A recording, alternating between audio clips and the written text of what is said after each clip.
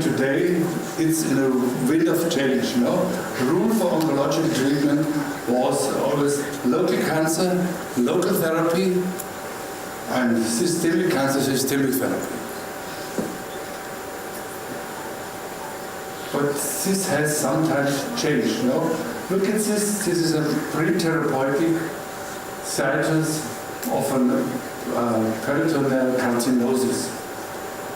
So this, and in an operation which needs, let's say, 10 to 12 hours, there are some guys who do that to remove all the peritoneum and all this tumor. This is all tumor completely, and after this 10-12 hours operation, they also do an intra-abdominal chemotherapy solution.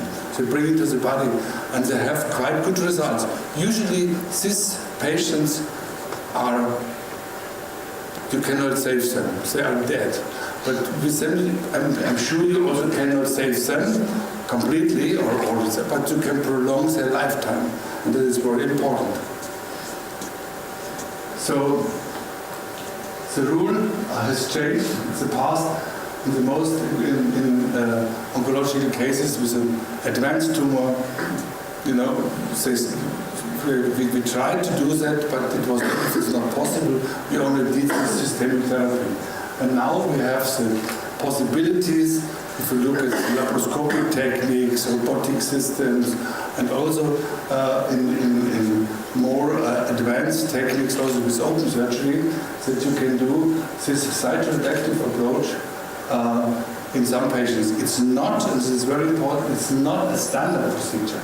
But you have to, when you do this operation, you have to talk with the patient. And this is very important. You have to convince the patient that, or to tell the patient that this is the only chance he has to prolong his lifetime. And everybody of us would choose this way. So if a cytoreductive surgery is planned, a lot of patients ask for a second opinion and are willing for this procedure only after a second opinion.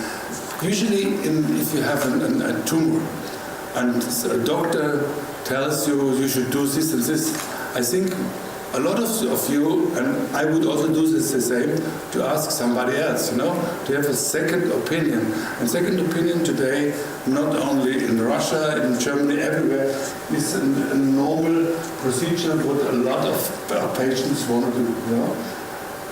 Usually the relationship between the doctor and the patient was a little bit patriarchal.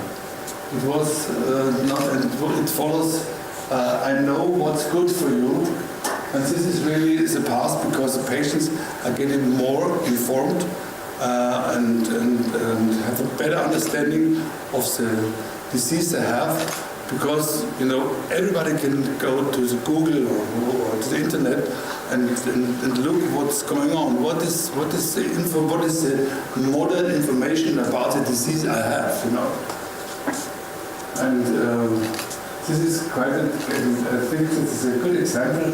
It was a doctor who had a physician with a lymphoma, and he said, when I went for a second opinion, my internist got mad as if I were his lover and had cheated on him. So this is often the reaction of some doctors. And patients write in modern medicine is, you should get a second opinion when you feel pressured to make a decision and want more information, and you want to know if there are other treatment options we were already talking about, and you have been under treatment and there has been no improvement. That is also quite often the case, that you see that nothing is going forward. It's the same stable disease, bad stable disease, so we want to have another opinion. The diagnosis is difficult, and further opinions will clarify or confirm the findings. If the diagnosis indicates a serious or rare disease, the recommended treatment involves major surgery, is risky, has a serious potential side effects, will seriously affect your whole lifestyle, your work, your family, and excessively expensive. Because in some countries, these extensive operations are not completely covered by the health insurance. In Germany, we have a system, I don't know where it is, I think it's unique. It's really everything is covered by the health insurance for everybody, not only for private patients, for everybody. If you get some letter from the doctor and he says you have to do that because the situation is this and this, so everything is paid till now. But medicine, modern medicine, is getting more and more expensive. So I doubt that they can follow this regimen or the strategy also in the future, because it's getting more and more expensive. If you think about the new medicines and new strategies and with robotic systems and everything, you know what is the modern techniques, diagnostics, MRI techniques, MRIs with fusion to the robotic systems and everything. This costs a hell of a money. So just as an example, second opinion on testicular cancer. Testicular cancer is not so often, but it's also not so seldom, and it hurts mostly younger men. Do you know which is the critical age for a man to get a testicular cancer? It's between 17 and 25. The older the man gets, the less is the incidence to get a testicular cancer. So, second opinion of the European Consensus Group on Diagnosing and Treatment of germ cell cancer since 2006 showed deviations in about 30% from the EAU guidelines, from the European Association of Urology guidelines. By second opinion system, in about 40% over and under treatment were prevented. So you say could prevent or over treatment or under treatment, 40% that's a lot. So let's go to another one. In many medical fields, especially oncology patients, at least in part, pay the treatment, what I already told you, on their own after making a therapy decision with the treating doctor. The consequence and the causes, another side of self-conscience of life circumstances of the patients. You know, patients want to choose with the doctor their further treatment. So let's go to a very unusual, now we go really to the medicine now, aspects on prostate cancer therapy. Common procedure of actual diagnosed prostate cancer is a surgical treatment reserved for organ confined prostate cancer because of poor prognosis of T3 and T4 tumors.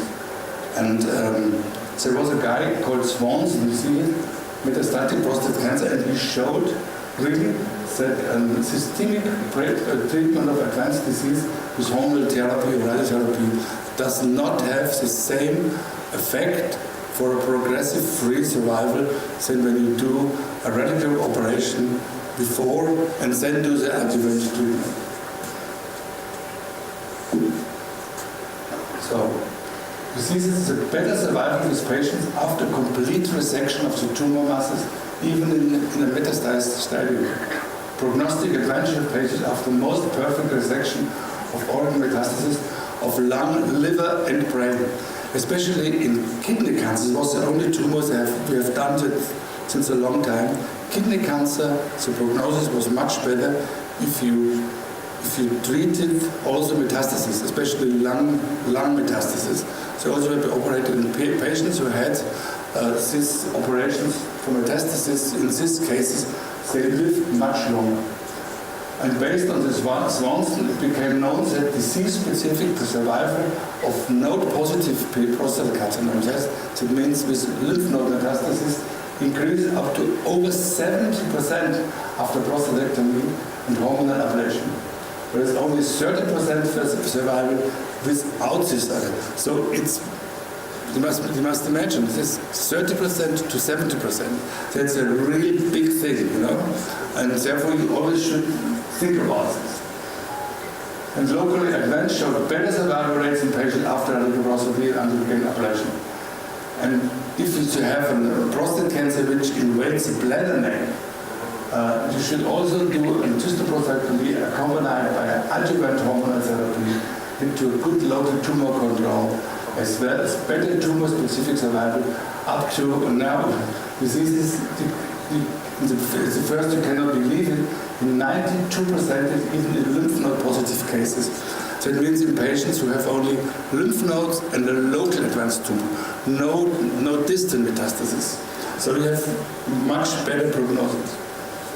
So also you have it the same if the patient has, even if the patient has skeletal metastasis, because the skeletal metastases are triggered by the primary tumor in most of the cases. So I give you a case report, and these are the pictures, a case report of a patient from Russia. Because I had always quite a lot of Russian patients too. And it was a 60 years old male patient with advanced prostate cancer in an excellent physical condition without pain and a high concept of his disease. In September 2009, diagnosis of skeletal metastased prostate carcinoma was made by needle biopsy in a Gleason score 9. Do you know what the Gleason score is? Gleason score is a measurement of the malignancy of the prostate carcinoma cells.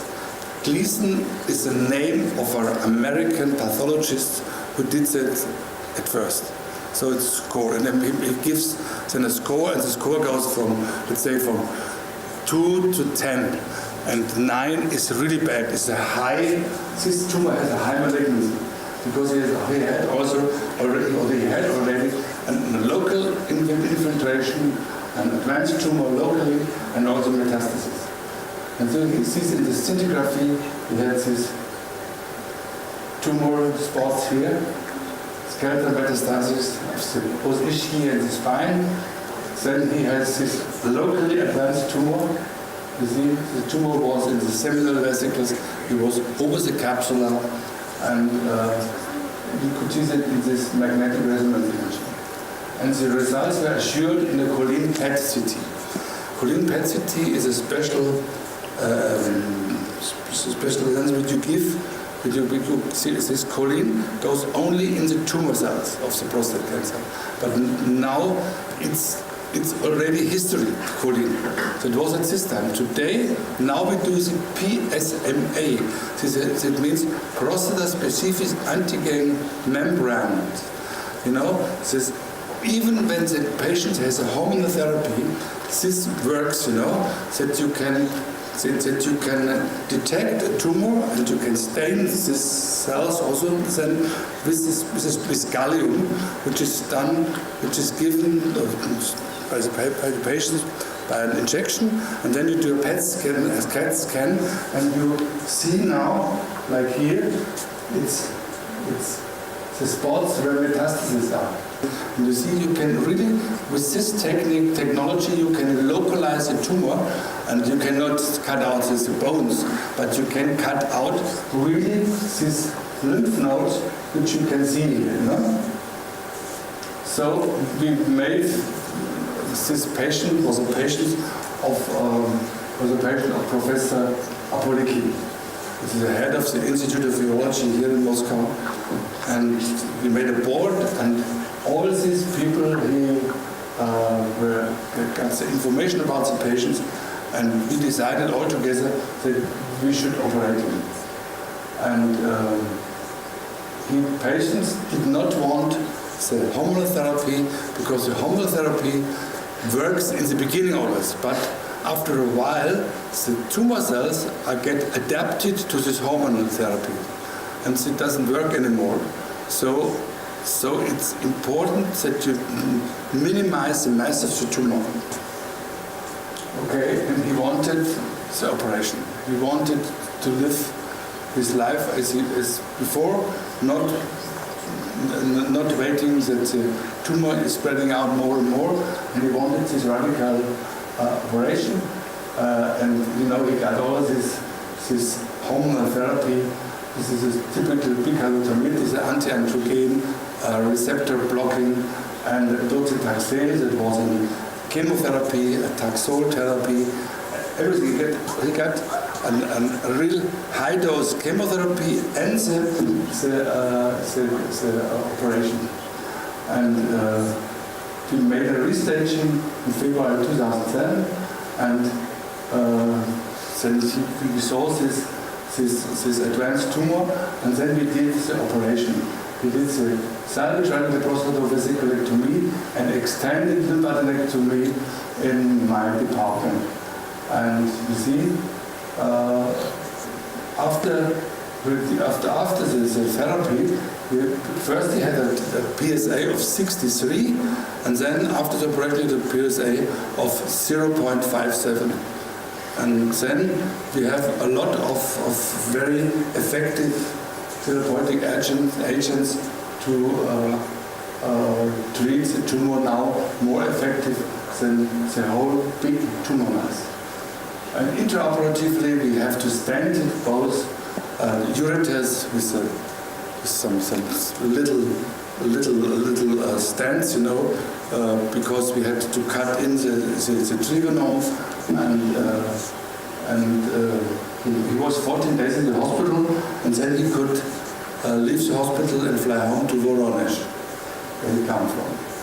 And this was a histopathological report: PT4, PN1, L1, V1 means it is also in the veins, and L2 skeletal because of the skeletal metastasis. And then he further treated strategy. He got still the hormonal therapy, and he got also a localized radiation therapy of the small pelvis, and he also got a biphosphonate therapy to stabilize the skeletal metastasis. And the latest news are the PSA now was, after some time, 0.7 in 2011, so he was still under perfect control. And then what will be the next if he gets again lymph node recurrences? So we were ready to resect these lymph nodes too. And we have done it on 28 patients after radical prostatectomy, that we removed recurrent tumor lymph node metastasis, and the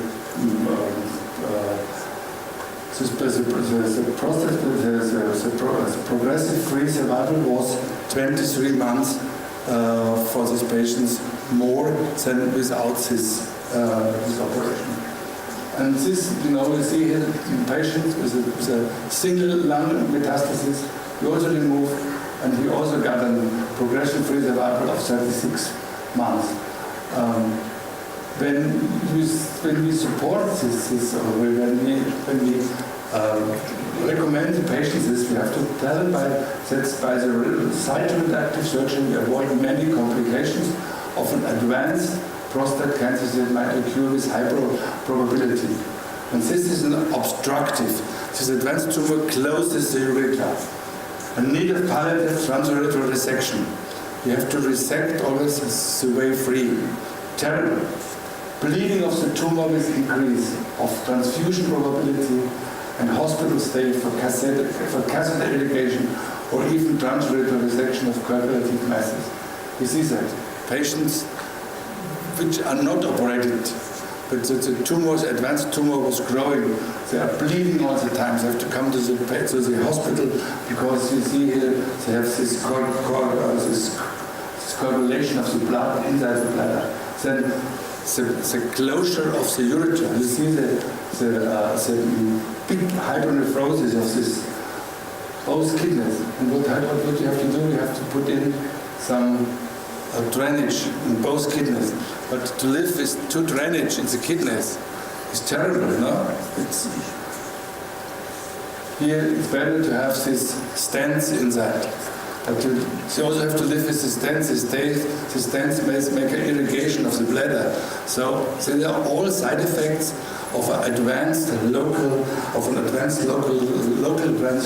prostate cancer. And you see here urethral catheter, nephrostomy, urethral catheter. He runs around, if he can walk with all these bags with urine and blood, and it's just a terrible situation. And you can avoid this if you do this strategy. And this not only takes burden from the patients, but even from the government health system. The cost, it's fully Germany.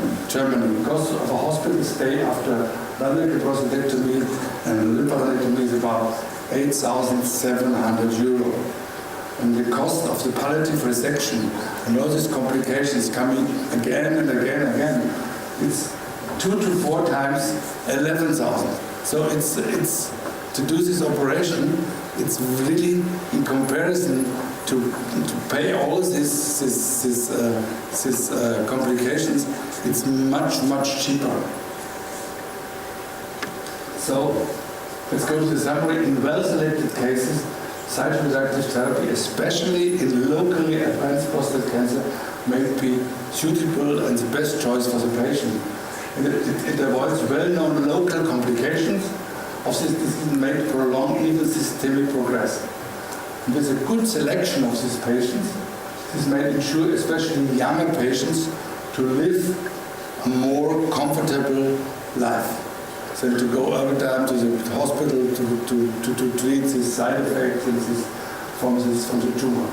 And there is an evident cost reduction also by the cytoreductive treatment, decreasing the risk of this repeated palliative resection, stenting, need of blood transfusion associated with hospitalization. And that is the real summary. Besides the health system, I'm convinced that especially in patients, in younger patients, and in good selected patients, they will have a great benefit from this cytoreductive surgery. Okay, thank you.